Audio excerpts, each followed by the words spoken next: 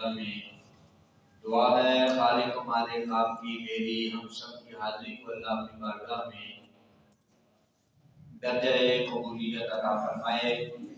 آپ فرمائے اللہ کے گھر میں حاضر ہیں، خالق و مالک کی بارگاہ میں دعا ہے وہ آپ کو اور مجھے ہم سب کو اللہ عمل کی توفیق عطا فرمائے۔ اللہ تبارک و تعالیٰ نے قرآن مجید فرقان حمید کی اس آیت مقدسہ میں سورہ نحل کی آیت نمبر 43 نمبر جو ہے آپ کے سامنے میں نے تلاوت کی ہے۔ اللہ تبارک و تعالیٰ نے قرآن مجید فرقان حمید میں ارشاد فرمایا فَاسْأَلُوا أَهْلَ الذِّكْرِ إِن كُنتُمْ لَا تَعْلَمُونَ۔ اللہ تعالیٰ نے ارشاد فرمایا کہ ہر انسان جو ہے وہ برابر نہیں ہے۔ اللہ تعالیٰ نے ہر ایک کو جدا جدا درجے عطا فرمائے ہیں، جدا جدا مقام اور مرتبہ عطا فرمایا ہے۔ انبیاء علیہ السلام کی جو ہستیاں ہیں ان میں بھی اللہ تبارک و تعالیٰ نے سب کو یکساں نہیں رکھا، اس میں بھی اللہ تبارک و تعالیٰ نے ان کو جو ہے درجات عطا فرمائے ہیں۔ تلک الرسل فضلنا بعضهم على بعض منهم من کلم اللہ۔ اللہ تبارک و تعالیٰ نے یہاں بھی درجات کو رکھا ہے، تو اللہ تبارک و تعالیٰ نے یہاں پر بھی یہی انداز اختیار کیا ہے کہ ہم اس سوشل میڈیا کے دور میں ہم جس معاشرے میں ہم رہ رہے ہیں یہاں ہر بندے کی سوچ اور فکر مفتیانہ ہے۔ ہر بندہ سوچ رہا ہے اور سمجھتا وہ کہتا ہے جناب میں ہی سمجھدار ہوں، میں ہی پڑھا لکھا ہوں، میں ہی عالم ہوں، اور دعویٰ یہ ہوتا ہے کہ آج کل کے مولویوں کو کیا پتا دین ہم صحیح جانتے ہیں، ہمیں اس بات کی صحیح خبر ہے۔ مولوی کی تو دور بس جو ہے نا وہ مولوی کی دور بس ہی تھا، لیکن قرآن جیسے شان جدا دے اصل شان والا وہ ہوتا ہے۔ قرآن جسے جو ہے برکت والا کہے اللہ اور اس کے رسول کی برکت میں برکت والا وہی ہوتا ہے۔ اللہ تعالیٰ نے ارشاد فرمایا فَاسْأَلُوا، پس تم سوال کرو، تم پوچھو، ہر ایک سے نہیں فرمایا، اللہ نے ان کو ہر ایک کو تو کہا ہے کہ تم سوال کرو۔ فَاسْأَلُوا، اللہ نے فرمایا پس تم جو ہے سوال کرو، تم پوچھو، اہل الذکر، جو صحیح معنوں میں علم رکھتے ہیں، جو اس ذکر کے بارے میں جانتے ہیں، جو اللہ کی معرفت کے بارے میں جانتے ہیں، اللہ کی پہچان کے بارے میں جانتے ہیں۔ اللہ تعالیٰ نے فرمایا ان کنتم لا تعلمون، اللہ تعالیٰ نے ارشاد فرمایا کہ جس بات کا تمہیں علم نہیں ہے وہ اہل اللہ سے پوچھو، اہل علم سے پوچھو، جن کو اللہ تبارک و تعالیٰ نے علم عطا فرمایا ہے۔ اگر تمہیں مسئلے کی سمجھ نہیں ہے تو اس کے بارگاہ میں جاؤ۔ اب یہاں قابل توجہ بات یہ ہے کہ رسول پاک صلی اللہ علیہ وسلم نے جنہیں دین عطا فرمایا انہیں ساتھ شان بھی عطا فرمایا۔ قرآن آپ پڑھ کے دیکھ رہے ہیں، مصطفیٰ کے حدیث پڑھ کے دیکھ رہے ہیں، جتنے بھی مال و دولت والے، جتنوں پر بھی اللہ کا جتنا بھی فضل ہوا، کرم ہوا، اور اس نے جو ہے مال کمایا، کوئی بینک بیلنس والا بن گیا، کوئی پراپرٹیوں والا بن گیا، کوئی کس قسم کی جائیداد کا مالک بن گیا، کوئی زمینوں کا مربوں کا مالک بن گیا، اللہ تبارک و تعالیٰ نے اس جاؤ حشمت کو اس انداز سے نہیں یاد کیا جس انداز سے اللہ نے علم والوں کو یاد کیا۔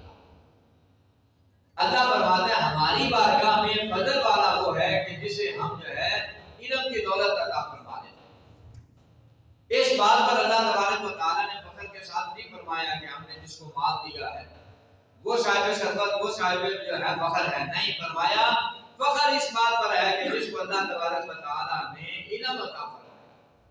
علم والوں کی شان رب کائنات نے عام لوگوں سے جدا رکھی ہے، اور حضور صلی اللہ علیہ وسلم کے حدیث پاک ہے کہ اگر اللہ تبارک و تعالیٰ کی نظر میں دنیا کا مال، دنیا کی دولت یہ اگر کوئی بڑی اہمیت کی حامل ہوتی نا تو اللہ تبارک و تعالیٰ کبھی بھی کافروں کو مال نہ دیتا، کبھی بھی کسی کافر کو مال و دولت سے نہ نوازا۔ نہیں، اللہ تعالیٰ کی نظر میں یہ دنیا کا مال کچھ بھی نہیں ہے، یہ تو ایک جو ہے رائی کا دانہ یا اس سے بھی کم قدر کا حصہ رکھ لیا، سوچ لیا جائے نا دل میں، اللہ کی بارگاہ میں دنیا کو بھی نہیں دنیا کا مال کچھ بھی نہیں ہے، لیکن اللہ تبارک و تعالیٰ فرماتا ہے جس پہ ہم کرم کرتے ہیں، جس پہ ہم مہربانی کرتے ہیں، جسے رب کہتا ہے کہ من فضل اللہ، یہ اللہ کی بارگاہ سے تمہارے پاس فضل آیا ہے، ہم فضل سے مراد انعام عطا فرماتے ہیں۔ تو لہذا اللہ تعالیٰ کی بارگاہ میں حیثیت وہ مال و دولت اور جاہ و عظمت کی نہیں ہے، جو فضیلت اللہ تبارک و تعالیٰ کی بارگاہ میں علم کی رکھی گئی۔ اب آپ نبی رحمت صلی اللہ علیہ وسلم کی حدیث پاک میں آپ کے سامنے رکھتا ہوں۔ سرکار علیہ الصلوۃ والسلام نے ارشاد فرمایا، حضور نے فرمایا العلماء ورثۃ الانبیاء، حضور نے فرمایا یہ جو علماء ہے نا، سرکار نے فرمایا یہ انبیاء کے وارث ہیں۔ علماء انبیاء کے، اگر سارا پیسے سے ہی ہر کام ہوتا، پیسے سے ہی دین پھیلتا، پیسے سے ہی جو ہے اسلام آتا، پیسے سے سب کچھ ہوتا، تو پھر اللہ تعالیٰ علماء کا ذکر نہ فرماتا، پھر امراء کا ذکر ہوتا کہ یہ جو امراء ہیں، یہ جو مال و دولت والے ہیں، ان کی وجہ سے اللہ تبارک و تعالیٰ اسلام پھیلائے گا، یا مال و دولت والے جو ہیں انبیاء کے وارث ہیں؟ نہیں، اللہ نے فرمایا العلماء، یہ علماء نبیوں کے وارث ہیں۔ تو لہذا اللہ تبارک و تعالیٰ کی بارگاہ میں جو فضل کا معنی رکھتا ہے، جو فضل کے مفہوم میں آتا ہے، وہ مقام اور مرتبہ اللہ تعالیٰ نے اہل علم کو عطا فرمایا۔ اللہ تعالیٰ فرماتا ہے جس بات کا تمہیں علم نہ ہو، حضور صلی اللہ علیہ وسلم کو اللہ کا قرآن کہتا ہے فَاسْأَلُوا أَهْلَ الذِّكْرِ، اللہ تبارک و تعالیٰ فرماتا ہے جو ہمیں جانتے ہیں نا، جو ہر لمحہ جن کی زبانوں پر ہماری تسبیح ہوتی ہے، اللہ کی تسبیح ہوتی ہے، رسول اللہ کی تسبیح ہوتی ہے، اللہ فرماتا ہے ان کی صحبت میں بیٹھا کرو، وہاں سے فیض ملنا ہے، وہاں سے برکت ملنی ہے۔ لیکن اگر کہیں اور تلاش کرنے جاؤ گے تو پھر وہاں طاقت کوئی نہیں ہوگا۔ بلکہ یہاں تک بھی فرما دیا گیا کہ اگر کسی عالم کو جو اہل علم ہے، اگر اس کو عمراء کے دروازے پر آتے جاتے دیکھو، امیروں کے دروازوں پر وہ آتا جاتا ہو اور امیروں کے مجلس میں بیٹھتا ہو، ہمارے بزرگ کہتے ہیں کہ اس سے دین بھی نہ سیکھا کرو، کہ جو ہو عالم، اور عالم بار بار جو ہے وہ عمراء کے دروازوں پر جاتا ہو اور ان کے صحبت میں جا کر بیٹھتا ہو۔ امام اعظم ابو حنیفہ اور دیگر جو ہے حضور صلی اللہ علیہ وسلم کی امت کے محدثین کبھی بادشاہوں کے درباروں میں نہیں جاتے تھے، پیغام بھی آتا تھا تو نہیں جایا کرتے تھے، بادشاہ ان کے دروازوں پر حاضر ہوا کرتے تھے۔ فرمایا کرتے تھے کہ بادشاہوں کی صحبت میں بیٹھو گے تو دنیا کا لالچ پیدا ہو، تمہارے سینے کے اندر دنیا کے پیسے کی، دنیا کے لالچ کی، مال کی ہرس تمہارے اندر پیدا ہوگی۔ اس لیے کہا کہ اللہ والوں کی صحبت میں بیٹھا کرو، یہاں اگر تمہارے دل میں کوئی خلش اور خرابی ہے بھی تو اللہ والوں کی صحبت سے وہ دور ہو جائے گی، وہ نکل جائے گی تمہارے من سے۔ جہاں پر دنیا ہو وہاں پر دین نہیں آتا، اور جہاں پر دین ہو وہاں پر پھر دنیا نہیں رہتی۔ یہ اصول ہے دنیا، یہ قاعدہ ہے کہ جب تک میں کبھی کبھی حیران ہوتا ہوں کیا یہ اللہ دیتا تھا، کبھی کبھی سوچتے ہیں کہ یار ہمارے اساتذہ جو کہ بہت بڑے الحمدللہ محدث رہے ہیں، اللہ تعالیٰ نے علم کا سمندر انہیں عطا فرمایا ہے اور حافظ الحدیث رہے ہیں، اتنے بڑے بڑے عالم کے جن کے سامنے ہم جیسے مولوی زبان بھی نہیں کھولتے، گھبراتے ہیں۔ کبھی کبھی ان کی زندگیوں پہ سوچ کے حیرانی ہوتی ہے کہ پتہ چلا، پوچھو نا اگر جا کے ان کی جامعات میں پوچھیں گے ان کی تنخواہیں کتنی، تو آپ کو پتہ چلے گا 8,000 10,000 12,000۔ سارا دن آپ جامعہ نعیمیہ چلے جائیں، جامعہ نظامیہ آپ چلے جائیں، پوچھ کے دیکھیں وہاں پر علماء کی کتنی تنخواہیں۔ اتنا بڑا عالم ہو، اللہ نے اتنا علم سے نوازا ہو، اور اس علم کو اگر وہ اس کو دوسرے پیرائے میں استعمال کرے تو وہ بڑا مال و دولت والا بن سکتا ہے، بڑا مال کما سکتا ہے۔ لیکن یار کتنا تو وہ سچا موتی ہوگا جو 8 10 ہزار 12 ہزار پہ گزارا کر کے بیٹھا ہے، اس کے بھی بیوی بچے ہیں، اس کا بھی گھر بار ہے، اس کا بھی چلانے کو دل چاہتا ہے، اس کا بھی دل چاہتا ہے ہمارے بھی گھر بار ہو، ہماری بھی کوٹیاں ہوں، ہماری بھی گاڑیاں ہوں، کس کا دل نہیں چاہتا؟ لیکن وہ سچے لوگ ہیں، سب کچھ پتہ ہونے کے باوجود نہ قرآن کا دامن تھام چھوڑتے ہیں، نہ مصطفیٰ کی حدیث کا دامن۔ سبحان اللہ۔ کبھی آپ ان کی مجلس میں بیٹھ کے دیکھیں، کبھی آپ ان کی صحبت میں بیٹھ کر دیکھیں، آپ کو پتہ چلے گا کہ صحیح جو دین کے عالم ہیں وہ نہیں کہتے۔ اور آج ہماری مسجدوں کے حالات تو آپ کے سامنے ہیں، اور میں مسجد کے معاملات کی بات کروں تو صرف میری یہ مسجد ہماری نہیں بھائی، ہر جگہ پر یہ خرابی، ہر جگہ پر خرابی، اللہ ماشاءاللہ چند لوگ، چند مسجد انتظامیہ، چند اہل محلہ جو اتنے خوددار ہوتے ہیں، غیرت مند ہوتے ہیں، جرأت والے ہوتے ہیں کہ وہ ایسے امام کو پسند کرتے ہیں۔ ورنہ ہم نے دیکھا اسی معاشرے میں چند سال پہلے آپ نے دیکھا کہ مولویوں کو پکڑا گیا۔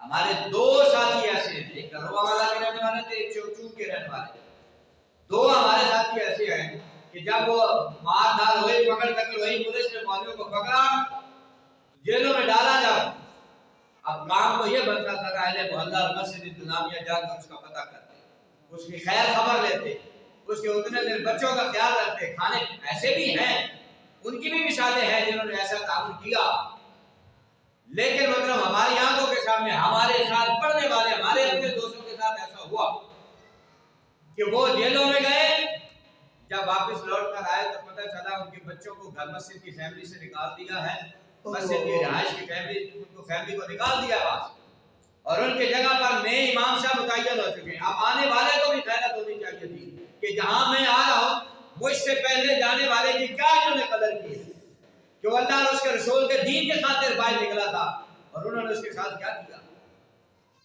آنے والے کو بھی شرم ہے۔ تو ہم سے کہتا ہوں خرابی دونوں طرف ہے، ہم بھی اپنے منصب کو کھو بیٹھے ہیں، ہمارے اندر بھی وہ جرأت اور غیرت ختم ہو گئی ہے، اور پھر نیچے جو ہے وہ بھی معاملہ نیچے بھی ویسا ہے۔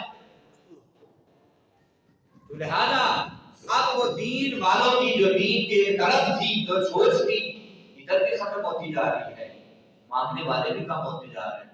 اللہ کے گھر میں بیٹھے ہیں، میں اس ممبر پر بیٹھا ہوں، یہ مصطفیٰ کریم صلی اللہ علیہ وسلم کا ممبر ہے، یہاں بیٹھ کر بھی اگر کوئی دوسری بات تبلیغ کرنی ہے تو میرے خیال سے پھر کوئی اور اس سے قابلہ جگہ تو ہے نہیں۔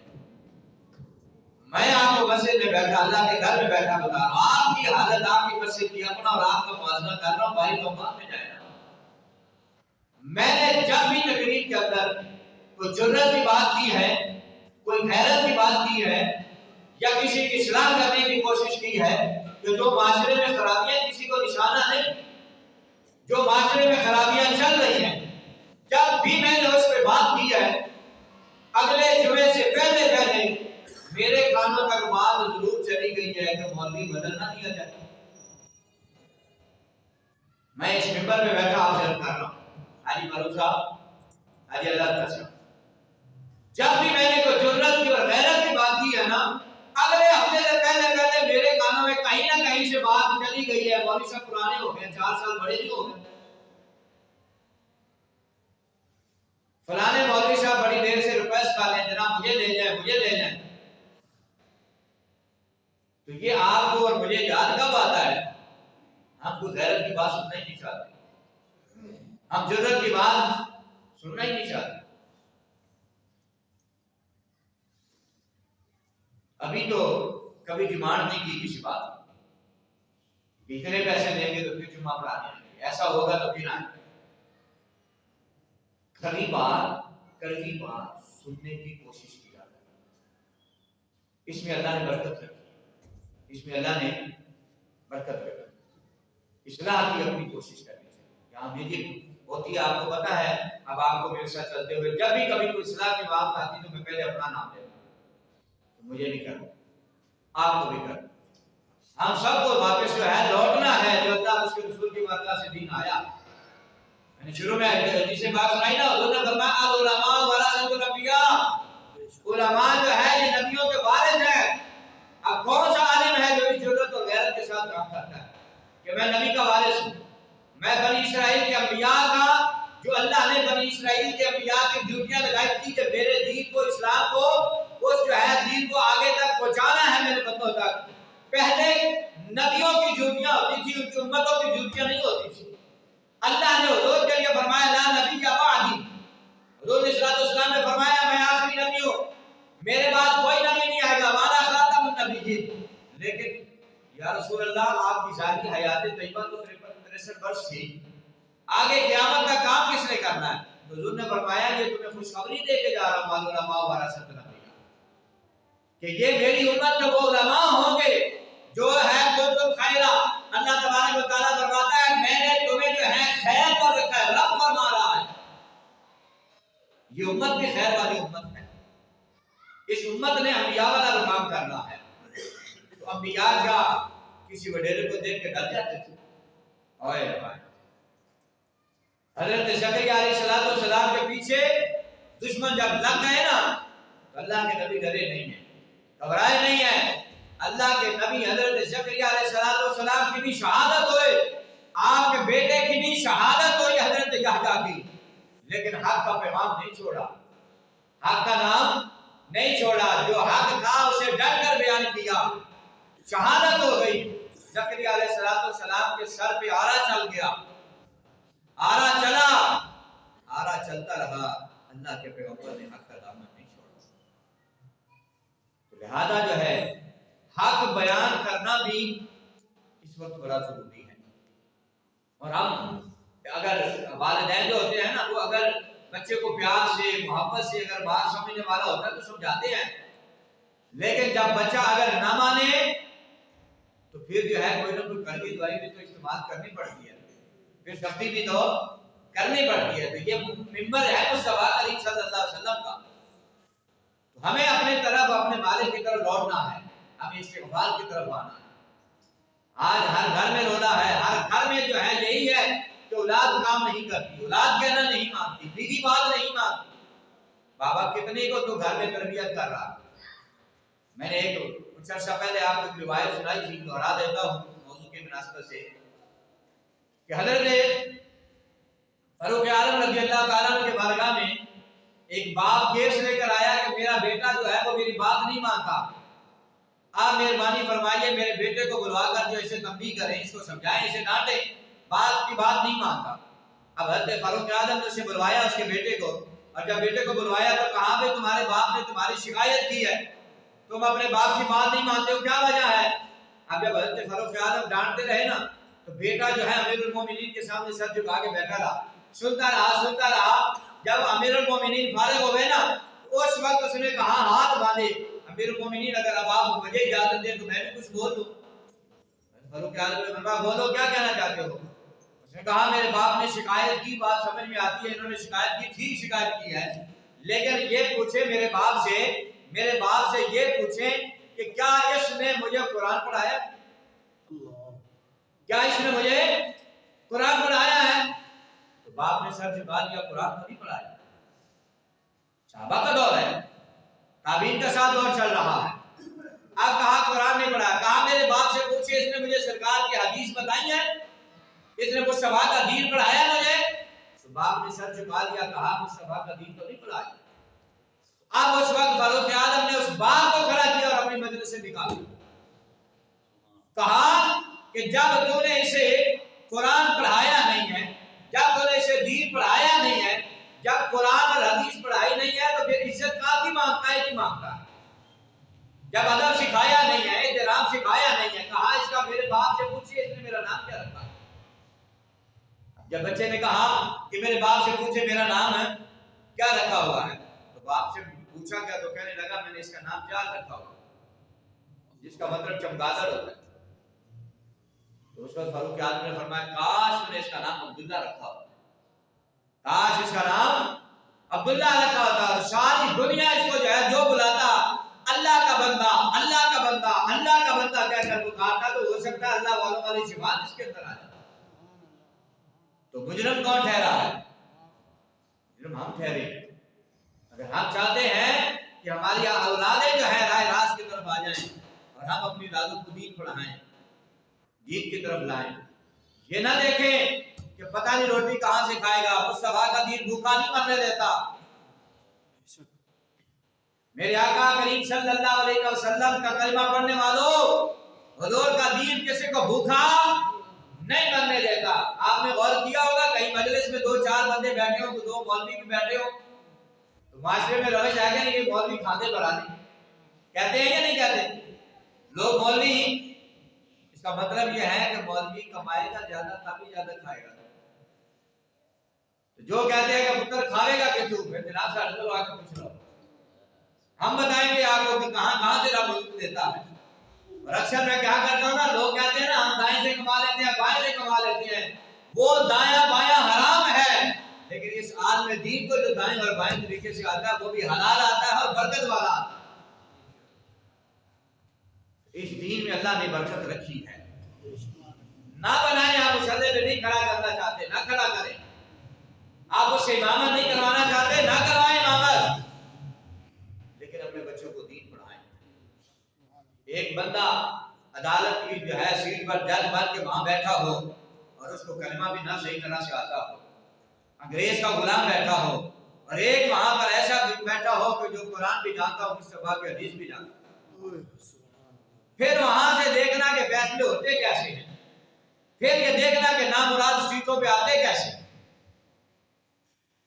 جب ہم دین سے جتنا دور ہوتے جائیں گے تو جناب وہ ہمارے ہاتھوں میں آنی ہے کمائی. جو کما رہے ہیں ہم وہی جو ہے اللہ کی بارگاہ میں پہنچ رہا ہے.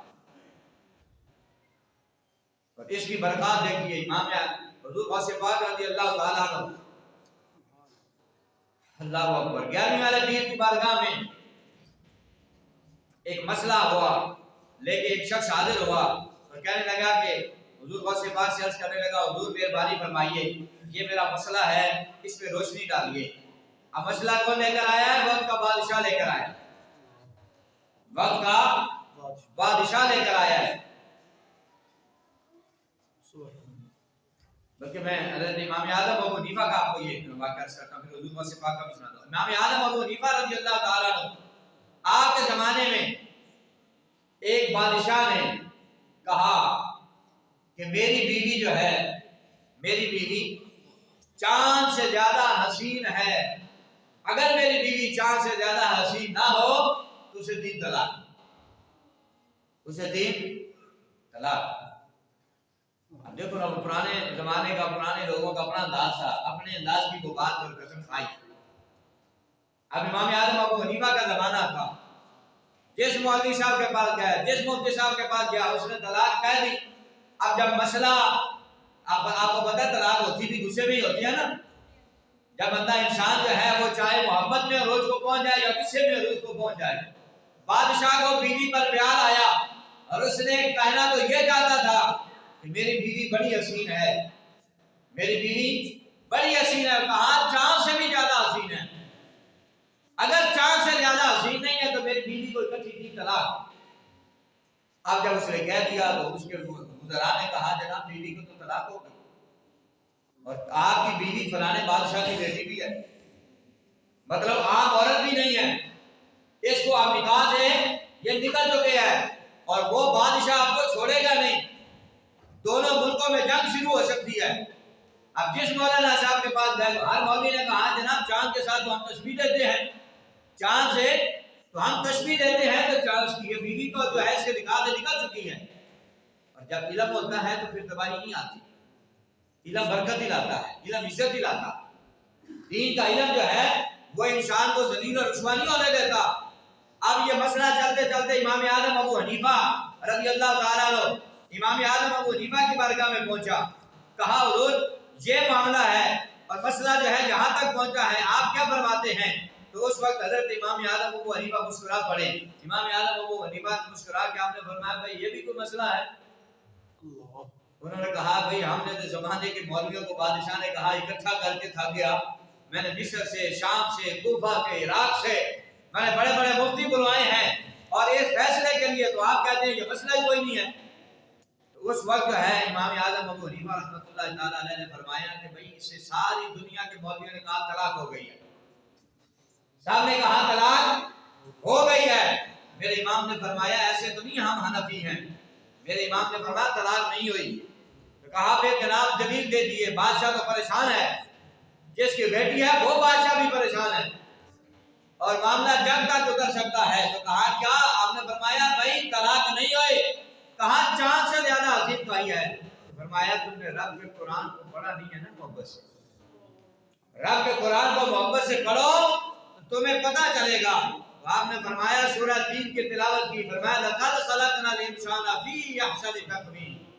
اللہ تبارک و تعالیٰ فرمایا لقد، جب تحقیق لگا کر رب کائنات نے فرمایا اس بات میں شک نہ کرنا، اللہ تبارک و تعالیٰ نے انسان کو سب سے زیادہ خوبصورت بنایا. لقد خلقنا الانسان فی احسن تقویم. اللہ تعالیٰ نے اسے بڑا خوبصورت بنایا, اسے بڑا حسن بنایا ہے.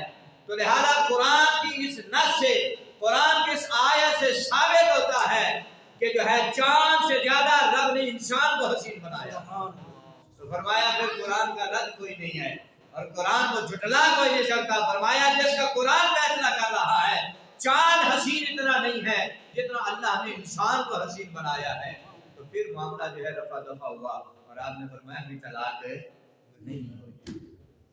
لہذا ہمیں دین سیکھنا چاہیے, دین پہ عمل کرنا چاہیے. ابھی 2-4 دن پہلے ہمارے کچھ دور کے رشتہ داروں میں مطلب کوئی حادثہ ہوا ہے. شوہر نے بیوی کو قتل کر دیا, شوہر نے بیوی کو قتل کر دیا. اب طلاق ہو چکی تھی, 3 طلاقیں ہو چکی تھیں, لیکن جہالت ہے نا کہ انسان دین کو پڑھتا نہیں ہے, دین کو سیکھتا نہیں ہے, دین کو سمجھتا نہیں ہے. 3 طلاقیں ہو چکی ہیں, اس کے باوجود دونوں طرف کے لوگوں کو ڈالا بیچ میں اور ڈال کر صلح کر دی. اب وہاں مرد بھی اپنی کیفیت میں ہے کہ واپس آ جائے بیوی, بیوی بھی چاہتی ہے کہ مرد کے پاس واپس چلی جاؤ. ایک بچہ چھوٹا تھا.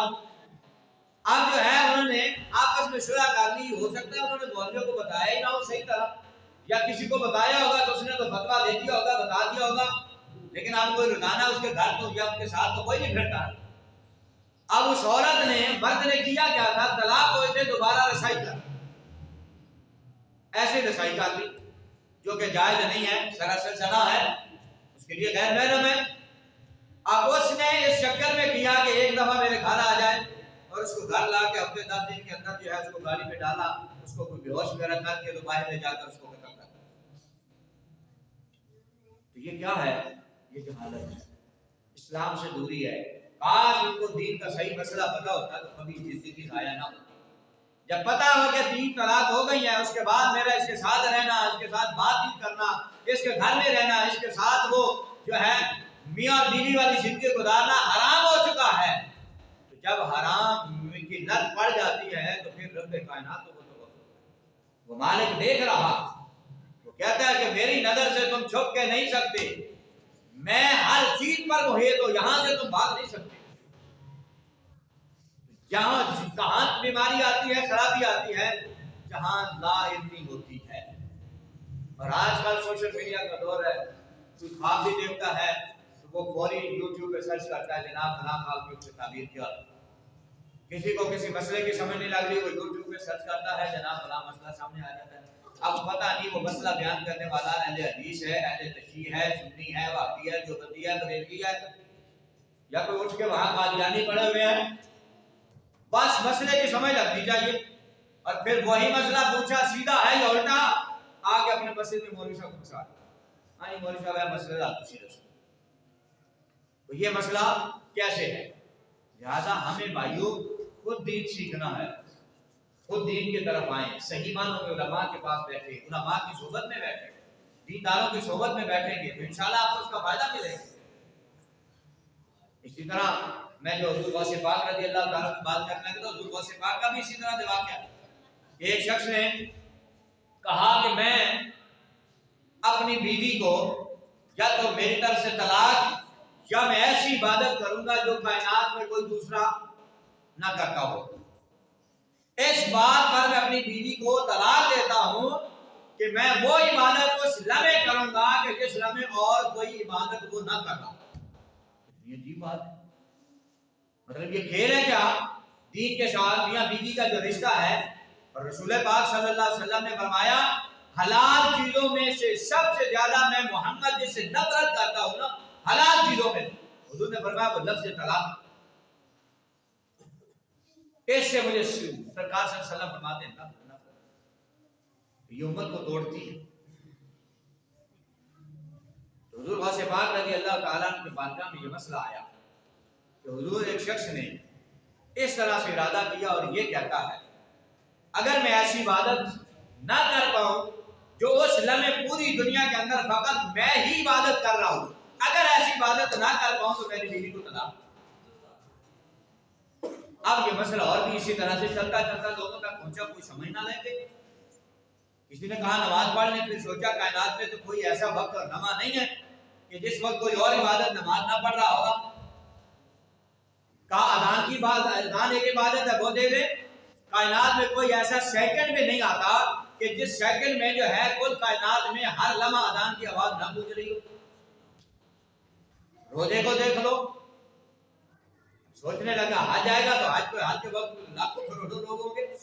روزے کا وقت آئے گا، کیسے ہو سکتا ہے کہ وہاں اربوں کروڑوں لوگ روزہ رکھنے والے ہوں گے. عبادت وہ کرنی ہے جو عبادت جس لمحے میں کروں کوئی اور نہ کرے. اگر ایسا لمحہ نہ ہو تو میری بھی.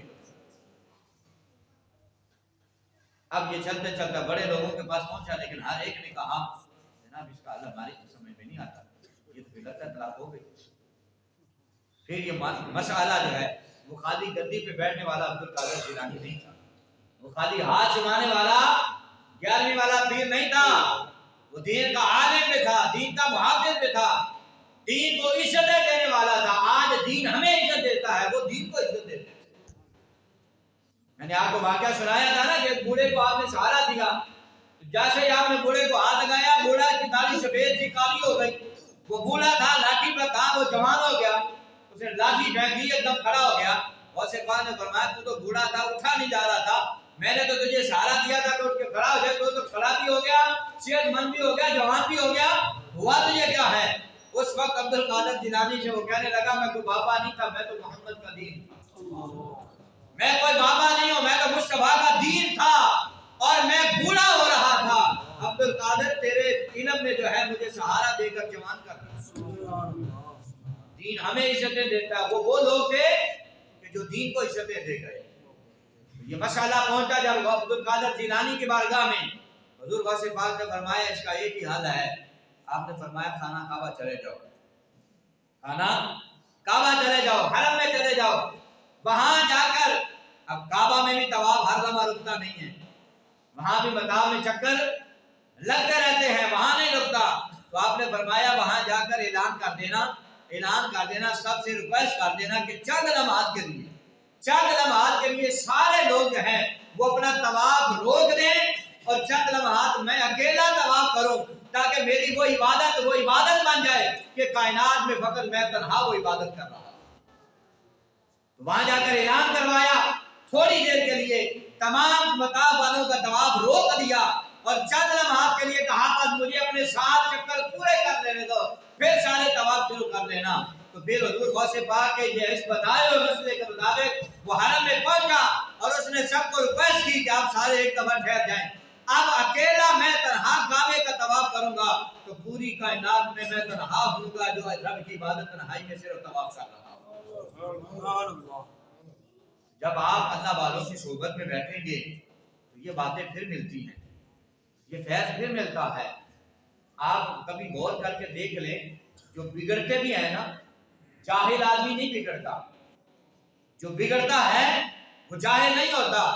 جو بڑا کوئی دعویٰ نبوت کر بیٹھے، جو کوئی کفر کر بیٹھے، اس کا علم ہی اسے لے ڈوبتا ہے. ان پڑھ آدمی کا تو یہ کام ہی نہیں.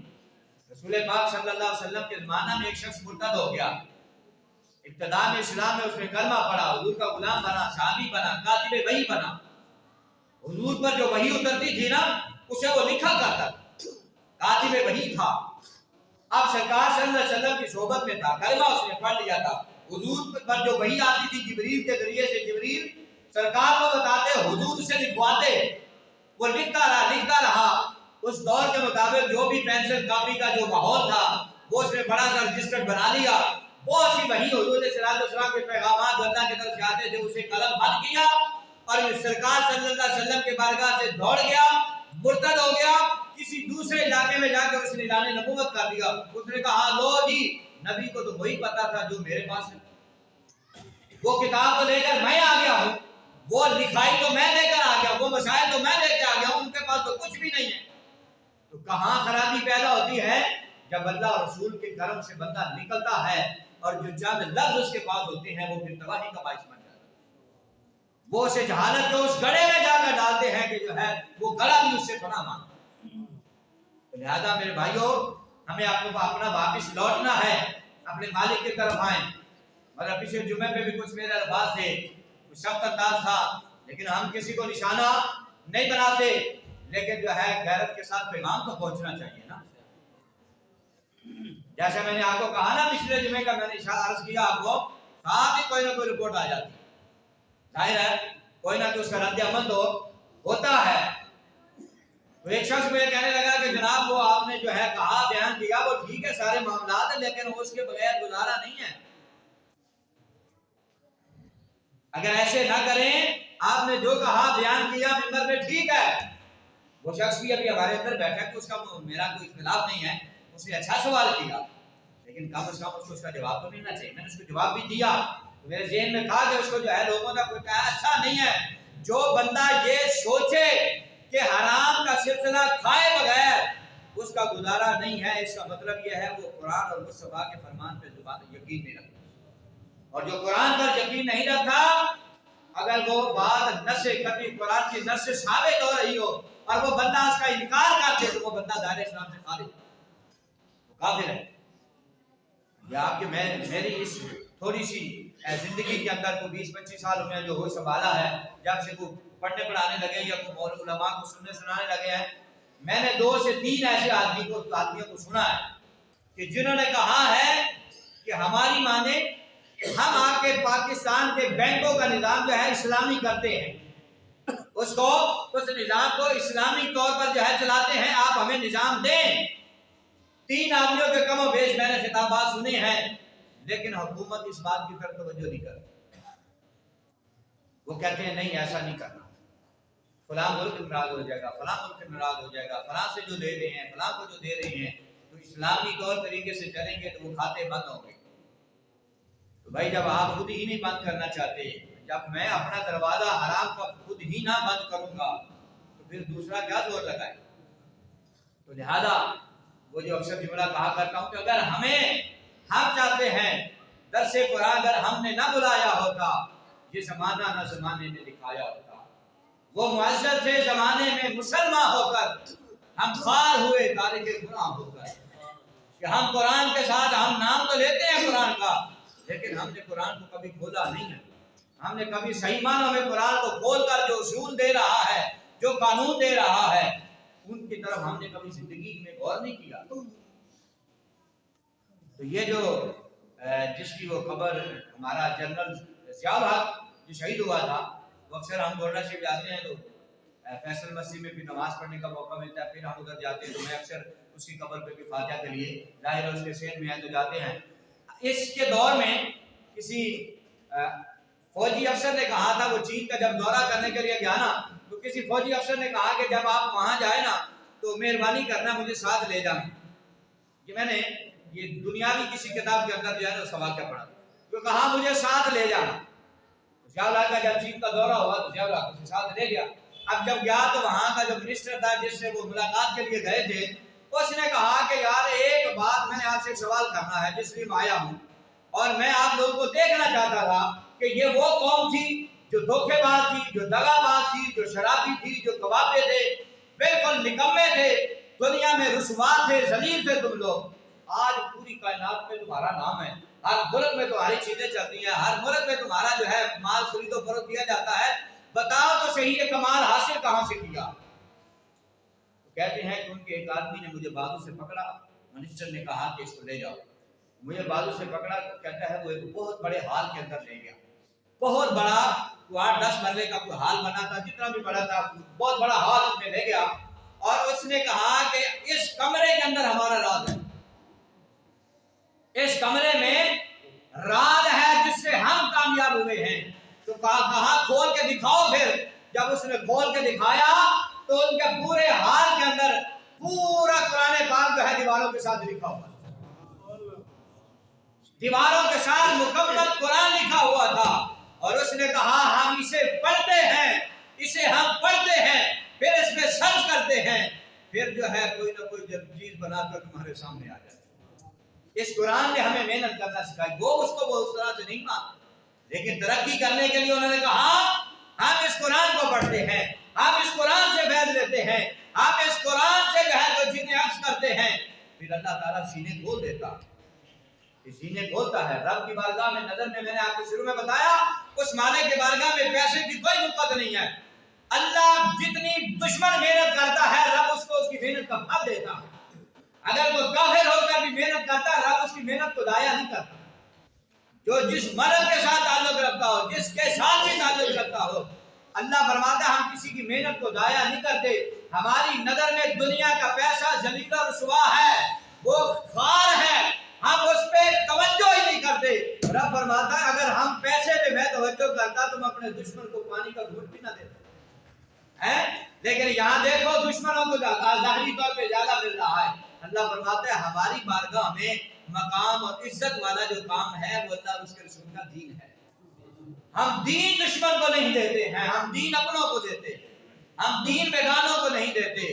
جو محبت والے ہوتے ہیں ان کے سینوں میں قرآن کو راسخ کر دیتے ہیں, ان کے سینوں میں مصطفیٰ کی حدیث کو راسخ کر دیتے ہیں. لہذا آؤ واپس اپنے مولا کی طرف لوٹیں. وہ جو قرآن کی پکار ہے اس پہ ہم عمل کریں, قرآن پڑھتے جائیں, اپنے بچوں کو قرآن پڑھائیں, جو مرضی کریں, وکیل بنائیں, ڈاکٹر بنائیں, جج بنائیں, جہاں مرضی لے جائیں, لیکن قرآن کا دامن ان کے ہاتھ میں ہو. قرآن کا دامن ہماری بیٹیوں کے ہاتھ میں ہو, ہمارے بیٹوں کے ہاتھ میں ہو. قرآن کا دامن نہ چھوڑیں. صبح سویرے اٹھیں, اپنے بچوں کو بھی اٹھائیں, اپنی بیوی کو بھی اٹھائیں اور خود بھی اٹھ کر جو ہے نماز فجر بھی ادا کریں, قرآن کو کھولیں اور رب کا قرآن بھی پڑھا کریں. تو دیکھنا آپ کے سارا دن میں برکت کیسے آتی ہے, سارا دن میں بہار کیسے آتی ہے. وہ ایک مولانا صاحب, ٹائم پورا ہو گیا ہمارا, وہ ایک مولانا ہے ہمارے ملازم حسین ڈوگر صاحب, وہ بڑی محبت والی میٹھی میٹھی باتیں بھی کرتے ہیں. وہ مولانا کہتے ہیں میں نے ایک دن ماں جو ہے بیان کر رہا تھا تو میں نے باپ کی شان میں بیان کیا, تو بیان کرتے میں نے کہا کہ باپ بھی تمہارا جو ہے وہ جنت کا دروازہ ہے, ماں بھی تمہاری جنت ہے, باپ بھی تمہارا جنت ہے. تو کہا جنت کو جو دیکھنا چاہتا ہے, جو حج کرنا چاہتا ہے, مفت میں ماں اور باپ کی صورت میں حج پڑا ہے تمہارے گھر میں.